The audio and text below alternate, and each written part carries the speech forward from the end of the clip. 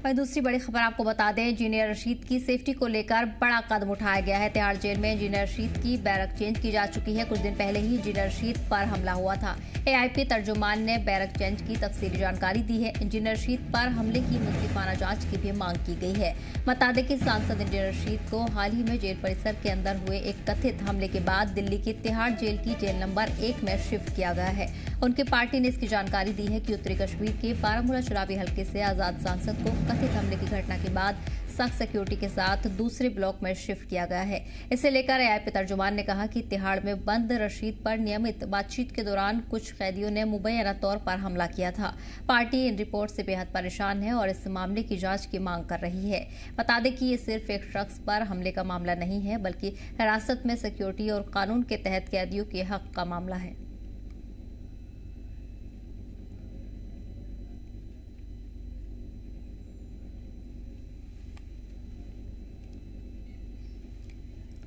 इसी बीच आपको बता दें कि इंजीनियर रशीद की सेफ्टी को लेकर बड़ा कदम उठाया गया है। उनकी बैरक चेंज कर दी गई है। इसी दौरान पार्टी की तरफ से भी फिक्र जाहिर की गई है। पार्टी तर्जुमान ने कहा है कि मामले की जांच हो, साथ ही साथ उनकी सिक्योरिटी को लेकर कदम उठाए जाने चाहिए। इसी सिलसिले में अभी बड़ा कदम उठाया गया है। इंजीनियर रशीद की बैरक को शिफ्ट किया गया है। उन्हें दूसरी जेल में शिफ्ट किया जा चुका है।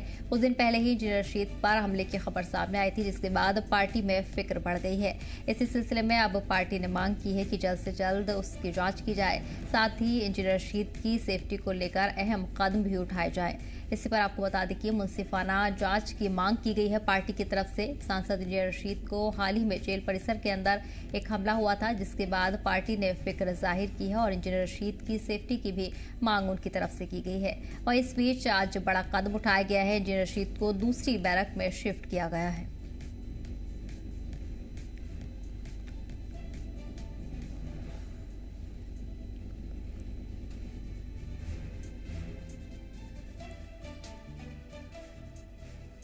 आपको बता दें कि इंजीनियर रशीद की सेफ्टी को लेकर ये अहम कदम उठाया गया है। इंजीनियर रशीद को दूसरी जेल में शिफ्ट किया गया है। तिहाड़ जेल के दूसरी जेल में इंजीनियर रशीद को शिफ्ट किया जा चुका है। एआईपी तर्जुमान ने इस मसले पर फिक्र जाहिर की थी।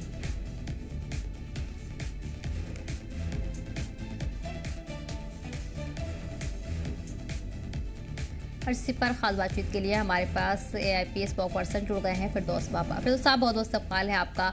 आज ये बड़ा फैसला लिया गया है इंजीनियर रशीद के हक में, उन्हें दूसरी बैरक में शिफ्ट किया जा चुका है। क्या कुछ अब पार्टी की तरफ से कहा जा रहा है, क्या रद्द अमल सामने आ रहे हैं और इसके अलावा भी क्या पार्टी कुछ और मांग कर रही है उनके हक में?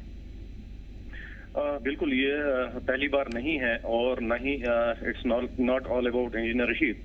हालांकि इंजीनियर रशीद साहब पे जो हमले होते हैं उनमें कहीं ना कहीं वो पब्लिक में आ जाता है या मीडिया में आ जाता है, मगर जो भी कश्मीरी कैदी हैं वहाँ पे, चाहे तिहाड़ जेल में हो या मुल्क के किसी और जेल में हो, ये एक सिलसिला बन चुका है कि कश्मीरी कैदियों को हिरासत किया जाता है, उन पे रोज बरोज अटैक किए जाते हैं, उनको असॉल्ट किया जाता है। तो जिसकी हम पूरे अल्फाज में मजम्मत करते हैं, क्योंकि कैदी तो कैदी होता है, उसमें जो कैदी के राइट्स हैं उनको बिल्कुल बहाल किया जाना चाहिए। और इसी तरह से इंजीनियर रशीद साहब को, जैसे आपको पिछली बार भी न्यूज में देखने को मिला, इंजीनियर रशीद साहब पे हमला हुआ था और वो जेल नंबर 4 में थे। तो कहीं ना कहीं उन हमलों को देख के और इंजीनियर रशीद साहब की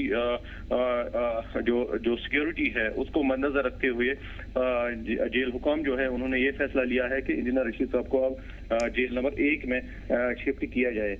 हालांकि ये तो काफी नहीं होगा, उनकी सिक्योरिटी के लिए उधर भी मसले हो जाते हैं, क्योंकि जैसा मैंने पहले भी कहा कि ये हर एक कश्मीरी के लिए होता है कि उन पे मुल्क के जिस भी जेल में हो उन पे हमले किए जाते हैं और इस चीज की हम मजम्मत करते हैं और हुकूमत से ये गुजारिश करते हैं जो कश्मीरी कैदी हैं, खासतौर से इंजीनियर रशीद, उनकी जो सिक्योरिटी है उसको यकीनी बनाया जाए और उनको बिल्कुल तहफ़्फ़ुज़ फराहम किया जाए। जी बिल्कुल। फिरदौस साहब, तो क्या पार्टी इस फैसले के साथ पूरी तरह मुतमईन है? क्योंकि इंजीनियर रशीद का उसके बाद बयान सामने आया था, उन्होंने भी यही कहा कि कश्मीर कैदियों को परेशान करने की कोशिश की जा रही, जानबूझकर उनके साथ ऐसे कैदियों को रखा जाता है जो उन्हें उकसाते हैं और मारपीट के लिए उकसाया जाता है। वहीं आपको ये भी बता दूं कि कई दीगर पार्टियां, जैसे कि महबूबा मुफ्ती की हम बात करें, वो भी ये मांग कर चुकी हैं कि कश्मीरी कैदियों को उन्हीं की रियासत में शिफ्ट किया जाए।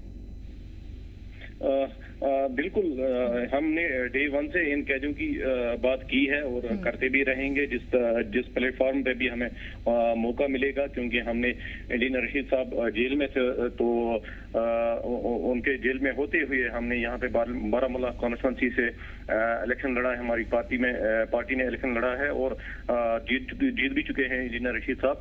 और हमारी डे वन से यही डिमांड रही है, जो भी कश्मीरी कैदी है उनको जो है पूरा जो लीगल सपोर्ट है वो दिया जाए और जो जेल प्रिजनर्स के हुकूक है वो दिए जाएं। उनको बिल्कुल at par with other prisoners जो हैं उनको रखा जाए। उनको वहाँ पे दहशतगर्दी का टैग ना दिया जाए। हालांकि उन पे केसेस जो है अभी तो चल रहे हैं, अभी ट्रायल में है कुछ एक, हालांकि मुझे लगता है कि बहुत ही कम है जिन पे जुर्म साबित हुए हैं। अभी अंडर ट्रायल है सरी, ज्यादा से ज्यादातर जो कैदी हैं वो अंडर ट्रायल है। तो हम उनकी बात करते रहेंगे जहां तक उनके लीगल सपोर्ट की बात है, जहां तक उनको घर वालों तक रसाई की बात है, जहां तक उनको उनके वकला जो हैं उन तक की रसाई की बात है, हम उसकी बात करते रहेंगे जिस प्लेटफॉर्म पे भी हमें मौका मिलेगा। जी तो साहब, ये आपसे जानना चाहूंगी कि एआईपी की तरफ से अब पार्टी का क्या कुछ आगे की रणनीति है, इंजीनियर रशीद के हवाले से क्या कदम उठाए जाएंगे, क्योंकि उनकी रिहाई का जो मुतालबा है वो लंबे वक्त से किया जा रहा है। उनकी वकील की तरफ से भी कोशिशें लगातार जारी हैं, हालांकि उन्हें बीच बीच में इजाजत दे दी जाती है शामिल होने की। बिल्कुल, हम मशवरा करेंगे। जो हमारा पॉलिटिकल अफेयर कमेटी है हमारी पार्टी की और जो हमारी लीगल टीम है हम उनसे मशवरा करेंगे और आइंदा दिनों में हम ये भी करेंगे कि जो पार्लियामेंट के स्पीकर हैं ओम बिरला साहब उनको भी लिखेंगे ताकि उनकी नोट्स में भी ये रहे कि इंजीनियर रशीद साहब की जो सिक्योरिटी का है वो बहुत बड़ा कंसर्न है वहाँ तिहाड़ जेल में। तो ये हमारा आइंदा का रद्द-ए-अमल होगा और जिस तरह से उनका अंडर ट्रायल केस है और जैसे भी हम गुजारिश करेंगे कि उनकी जो सिक्योरिटी है उसको यकीनी बनाया जाए तिहाड़ जेल में। दोस्त साहब, मेरा आखिरी सवाल, जिस तरह आप भी चाहते हैं कि वादी में सियासी सरगर्मियां लगातार जारी हैं और अब ज़िमनी इंतखाब को लेकर तैयारियां तेज हो गई हैं, ऐसे में एआईपी की अगर मैं बात करूं तो पार्टी का क्या स्टैंड है? क्या इंजीनियर रशीद की तरफ से कोई पैगाम दिया गया है, चाहे वो अपने असेंबली हल्के के लिए हो या फिर जम्मू कश्मीर की आवाम के लिए? अभी तो यहाँ पे जैसा आपने वजह फरमाया कि यहाँ बाई इलेक्शंस चल रहे हैं बड़गाम कॉन्स्टिट्यूंसी में, जहाँ से उमर अब्दुल्ला जो कि चीफ मिनिस्टर हैं 2 जगह से लड़े थे, तो वहाँ से उन्होंने इस्तीफा दिया था और हमारा कैंडिडेट वहाँ पे मैदान में है नजीर अहमद खान। तो हमें जिस तरह से लोगों का रुझान लग रहा है बड़गाम कॉन्स्टिट्यूंसी से, मुझे लगता है हमारी पार्टी की तरफ से है अच्छा रिस्पांस आ रहा है लोगों का और काफी रिजनमेंट है। नेशनल कॉन्फ्रेंस जो हुकूमत कर रही है उनके खिलाफ काफी रिजनमेंट है और बीजेपी के खिलाफ लोगों का काफी रिजनमेंट है। मुझे लगता है कि अवामी पार्टी एक अल्टरनेट के तौर पर उभर रही है इन इंतखाबात में भी, और मुझे लगता है कि मुझे पूरी उम्मीद है कि हमारी पार्टी जो है अच्छा कर पाएगी इन इलेक्शंस के हवाले से। जी ठीक है, फिर दोस्त साहब बहुत बहुत शुक्रिया आपका हमारे साथ जुड़ने के लिए और अपना वक्त देने के लिए।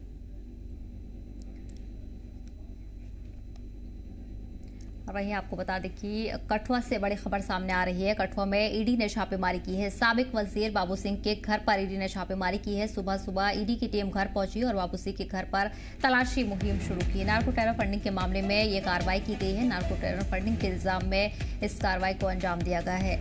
इस बीच कठुआ से ये बड़ी खबर आपको बता रहे हैं, जहां कठुआ में ईडी ने छापेमारी की है। साबिक वजीर बाबू सिंह के घर पर यह कार्रवाई की गई है। बताया जा रहा है कि सुबह सुबह ईडी की टीम घर पहुंची और तलाशी अभियान शुरू कर दिया। वहीं बता दें कि नार्को टेरर फंडिंग के मामले में इस कार्रवाई को अंजाम दिया गया है। ईडी की तरफ से कार्रवाई का सिलसिला लगातार जारी है और इस तरह के मामलों में अब ईडी की तरफ से एक्शन देखने को मिल रहा है। इसी सिलसिले में कठुआ में ये छापेमारी की गई है, जहां साबिक वजीर बाबू सिंह के घर पर इस कार्रवाई को अंजाम दिया गया।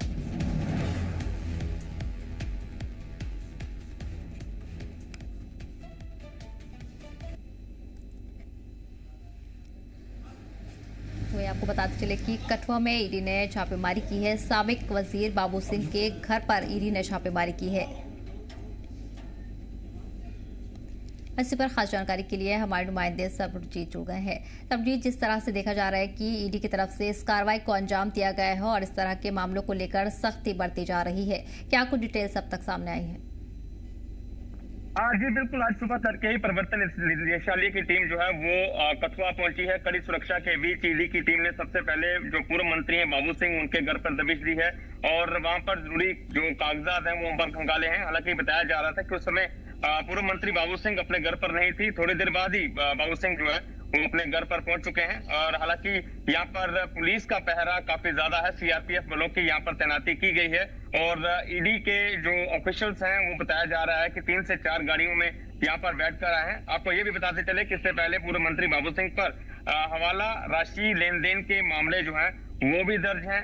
कई देर तक वो जेल में रहे, अब वो जमानत पर बाहर है और आज सुबह जिस तरह से एकाएक ईडी की रेड जो है उनके घर पर होती है, जिसके बाद ईडी के जो अधिकारी हैं, ऑफिशियल्स हैं, वो लगातार वहां पर कागजात को खंगालते हुए नजर आए हैं। ये बताया जा रहा है कि जब ये रेड शुरू हुई तब पूर्व मंत्री अपने घर पे नहीं थे, लेकिन थोड़ी देर बाद ही जब जानकारी उनको मिली है और उसके बाद पूर्व मंत्री अपने घर पर पहुंच चुके हैं। हालांकि अभी भी छापेमारी का सिलसिला लगातार जारी है, लोकल पुलिस की मदद यहाँ पर ली जा रही है। काफी ज्यादा कड़ी निगरानी, कड़ी तैनाती के बीच यहाँ पर ईडी ऑफिशियल जो हैं वो अपनी कार्रवाई को अंजाम देने में यहाँ पर लगे हुए हैं। बिल्कुल सरबजीत, नार्को टेरर फंडिंग का ये मामला बताया जा रहा है और टेरर फंडिंग को लेकर इंतजामिया लगातार सख्त एक्शन कर रहा है। ऐसे में बाबू सिंह के अलावा क्या और भी लोगों के इसमें शामिल होने का शक जाहिर किया गया है? जी, जिस तरह से मैंने पहले जिक्र किया कि बाबू सिंह पर मनी लॉन्ड्रिंग यानी कि हवाला के जो राशि है उसका लेन देन के मामले भी जो हैं वो उन पर दर्ज थे।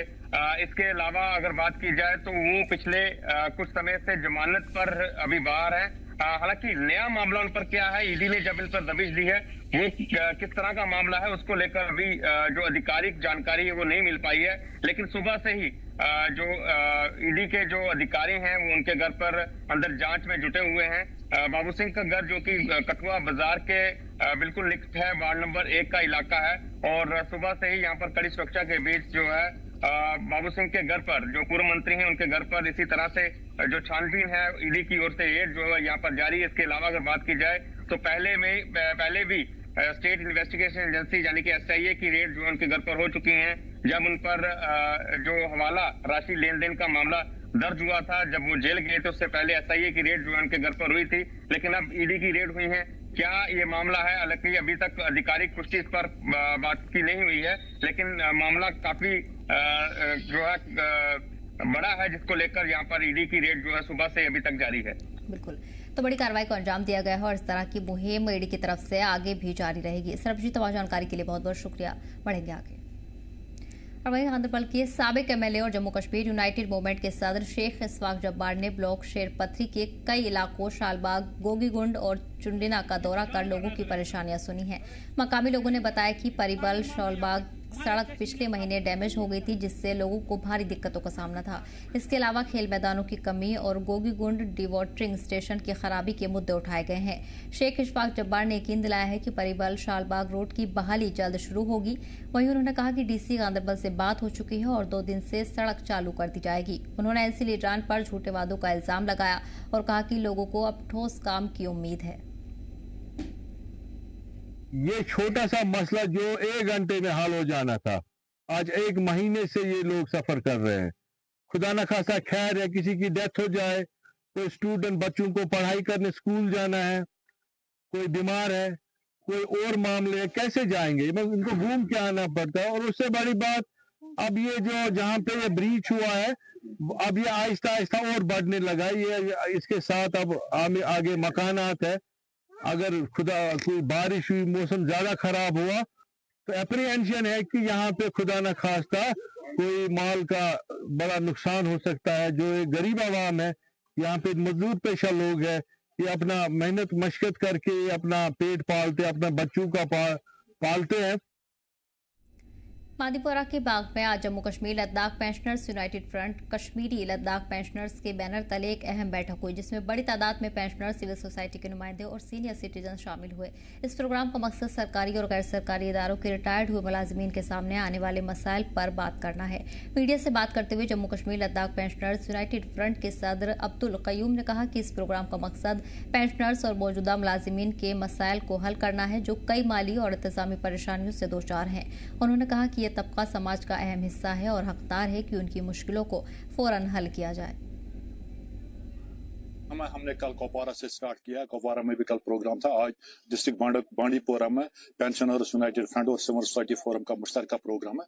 इस प्रोग्राम का बुनियादी मकसद है हम पेंशनर्स को, सीनियर सिटीजन को और सिविल सोसाइटी के अरकान के साथ साथ यहाँ के पब्लिक को अवेयर करना चाहते हैं, समाजी मामलात के हवाले से, लिसानी मामलात के हवाले से, हमारे कल्चर के हवाले से, हमारे एनवायरनमेंट के हवाले से।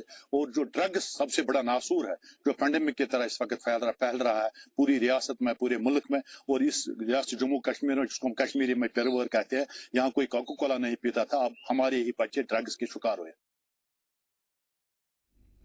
वहीं कश्मीर वादी में हल्की बारिश के बाद गुलमर्ग ने बुधवार सुबह ताजी बर्फबारी का इस्तकबाल किया। मशहूर स्की और सेरगा गुलमर्ग में मेन एरियाज में करीब 3 इंच, जबकि ऊपरी इलाकों में अफरबाद, कंडूरी और सनशाइन पीक में 6 से 7 इंच बर्फ जम गई है। बर्फ की सफेद चादर से ढके पहाड़ों और मैदानों ने गुलमर्ग की खूबसूरती में 4 चांद लगा दिए हैं। मौसम में सुधरने और धूप खिलने के साथ बड़ी तादाद में सैलानी गुलमर्ग का रुख कर रहे हैं और बर्फबारी का लुत्फ उठा रहे हैं। How you feel in Kashmir, ma'am? It's beautiful, it's magical, it's home to India, and everybody should come and see it at least once in their lifetime. You are from America. From how many days you are in Kashmir? 3 days, Which places you visit? Srinagar and now Gulmarg. So, have you seen snowfall first time, ma'am? No, I've seen it many times. So how you feel early morning in the Gulmarg? You have seen white blanket of snow here. It's like I said, it's magical, it's peaceful, and I think this is India's one of the finest places you can go. बहुत अच्छा लग रहा है। ये कश्मीर हम लोग का 3rd day है, तो आज गुलमर्ग में स्नोफॉल देखने को मिला। अभी जाएंगे गोंडोला राइड में। फिलहाल अभी तो आके कश्मीर बहुत सही लगा। पहली बार आप कश्मीर आई हैं? नहीं, मेरा 2nd टाइम विजिट है। तो 2nd टाइम अपने स्नोफॉल पहली बार देखा या 2nd टाइम? 2nd time. इसके पहले अप्रैल में आए थे, बहुत अच्छा लगा। तो कैसा फील हो रहा है कश्मीर में? बहुत अच्छा लगा, बहुत अच्छा लगा। बार-बार आना चाहूँगी। इससे पहले भी आए थे, फिर आने का मन है। काफी बढ़िया लग रहा है। पहली बार कश्मीर आए? तो बर्फ भी पहली बार देखी होगी? नहीं, बर्फ तो पहले देखी। मैं एक्चुअली देहरादून से हूँ, तो वहाँ ऊपर साइड तो उत्तराखंड साइड काफ़ी पड़ती, बट यहाँ पे तो नज़ारे अलग है ना। तो कैसी लगी कश्मीर की खूबसूरती यहाँ पर? काफ़ी सुंदर। क्या मैसेज रहेगी दोस्तों के लिए अपने? कभी यहाँ से बिल्कुल आए, यहाँ पे एकदम साफ सुथरा